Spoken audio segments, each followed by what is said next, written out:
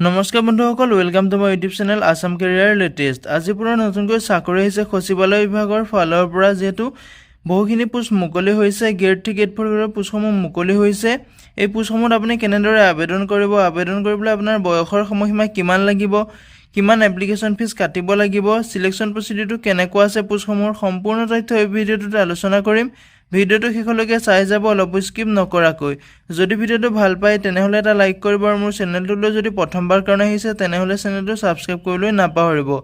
লগতে ভিডিঅ' ডেছক্ৰিপশ্যনত মই হোৱাটছআপ চেনেলৰ লিংক দিছোঁ, তাতো গৈ আপোনালোকে হোৱাটছআপ চেনেলটো ফ'ল' কৰি ল'ব, যাতে প্ৰতিদিনে জবৰ আপডেটসমূহ সকলোতকৈ আগতীয়াকৈ পাই থাকিব পাৰে। যিহেতু ইয়াতে দেখিবলৈ পাইছে CSIR IICT ৰিক্ৰুটমেণ্ট 2025ৰ ফালৰ পৰা ষ্টেন'গ্ৰাফাৰ আৰু MTSৰ পোষ্ট মুকলি হৈছে। যিহেতু গ্ৰেড 3 গ্ৰেড 4 পোষ্টসমূহ মুকলি হৈছে, এই পোষ্টসমূহত আপুনি কেনেদৰে আবেদন কৰিব সম্পূৰ্ণ তথ্য ভিডিঅ'টোত জনাই যাম। ভিডিঅ'টো শেষলৈকে চাই যাব, অলপ স্কিপ নকৰাকৈ। পোষ্টসমূহৰ এটা অভাৰভিউ দিয়া আছে। আপোনাৰ ভেকেঞ্চিটো আহিছে সচিবালয় নৈ ভৰ্তি 2025ৰ ফালৰ পৰা, যিটো সচিবালয়ৰ ফালৰ পৰা নতুনকৈ পোষ্ট মুকলি হৈছে। অৰ্গেনাইজেশ্যনটোৰ নেম হৈছে CSIR IICT। ইয়াতে পোষ্ট নেমটো হৈছে জুনিয়ৰ ষ্টেন'গ্ৰাফাৰ আৰু মাল্টিটাস্কিং ষ্টাফৰ পোষ্ট দেখিবলৈ পাব। এপ্লাই মোডটো এই পোষ্টসমূহৰ অনলাইন মাধ্যমেৰে আবেদন কৰিব পাৰিব। হু কেন এপ্লাই ক্ষেত্ৰত ক'বলৈ গ'লে অল ইণ্ডিয়া মেল ফিমেল কেণ্ডিডেটে এই পোষ্টসমূহত আবেদন কৰিব পাৰিব। ইয়াতে পোষ্টসমূহৰ চেলাৰী ডিটেইলছটো দিয়া আছে।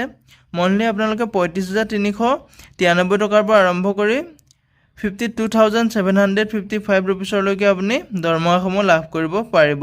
ইয়াতে বয়সৰ সময়সীমাটো দিয়া আছে। মিনিমাম বয়স আপোনাৰ 18 বছৰৰ পৰা মেক্সিমাম 27 বছৰ বয়সলৈকে আপুনি পোষ্টসমূহত আবেদন কৰিব পাৰিব। লগতে আপুনি এজ ইলেকশ্যনসমূহ লাভ কৰিব পাৰিব। যদি আপুনি SC STৰ কেণ্ডিডেট হয় তেনেহ'লে আপুনি 5 বছৰকৈ ইলেকশ্যন লাভ কৰিব পাৰিব। যদি আপুনি OBCৰ কেণ্ডিডেট হয় তেনেহ'লে আপুনি 3 বছৰকৈ ইলেকশ্যন লাভ কৰিব পাৰিব।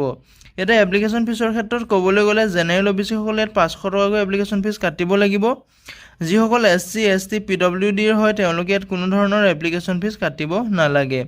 পে'মেণ্ট মোডটো আপোনালোকে অনলাইন মাধ্যমেৰে পে'মেণ্ট কৰিব লাগিব। Credit card, debit card, net banking যিকোনো মাধ্যমেৰে আপুনি পে'মেণ্ট কৰিব পাৰিব।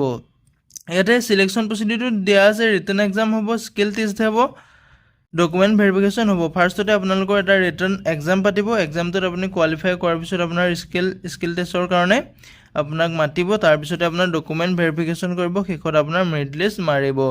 এডুকেশ্যন কোৱালিফিকেশ্যনৰ ক্ষেত্ৰত ক'বলৈ গ'লে ইয়াতে 10 পাছ 12 পাছ কেণ্ডিডেটে এই পোষ্টসমূহত আবেদন কৰিব পাৰিব। যিসকলে 10 পাছো কৰি থৈছে তেওঁলোকে আবেদন কৰিব পাৰিব, যিসকলে 12 পাছ কৰি থৈছে তেওঁলোকে আবেদনসমূহ কৰিব পাৰিব। যিহেতু গ্ৰেড 3 গ্ৰেড 4 লেভেলৰ চাকৰি হৈ ইয়াতে আপুনি 10 পাছ কৰিলেও আপুনি পোষ্টসমূহত আবেদন কৰিব পাৰিব। ইম্পৰ্টেণ্ট ডকুমেণ্ট আপোনাক কি লাগিব?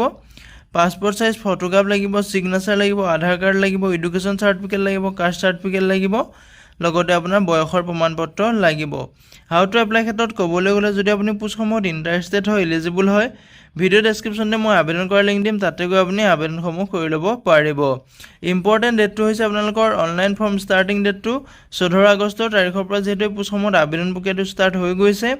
লাষ্ট ডেটটো আছে আপোনাৰ 12 ছেপ্টেম্বৰ 2025লৈকে লাষ্ট ডেট আছে। যদি আপুনি ইণ্টাৰেষ্টেড হয়, এলিজিবল হয়, আবেদনসমূহ কৰি ল'ব পাৰিব। ভিডিঅ' ডেছক্ৰিপশ্যনতে মই আবেদনৰ লিংক দিছোঁ, অফিচিয়েল ৱেবছাইটৰ লিংক দিছোঁ, লগতে নটিফিকেশ্যনৰ লিংক দিছোঁ। আপুনি নিজেও চেক আউট কৰি ল'ব পাৰিব। যদি আপুনি পোষ্টসমূহত ইণ্টাৰেষ্টেড হয়, এলিজিবল হয়, আবেদনসমূহ কৰি ল'ব পাৰিব। আজিলৈ ভিডিঅ'টো ইমানেই আছিলে। যদি ভিডিঅ'টো চাই ভাল পালে এটা লাইক কৰিব আৰু মোৰ চেনেলটোলৈ যদি প্ৰথমবাৰ কাৰণে আহিছে তেনেহ'লে চেনেলটো ছাবস্ক্ৰাইব কৰিবলৈ নাপাহৰিব।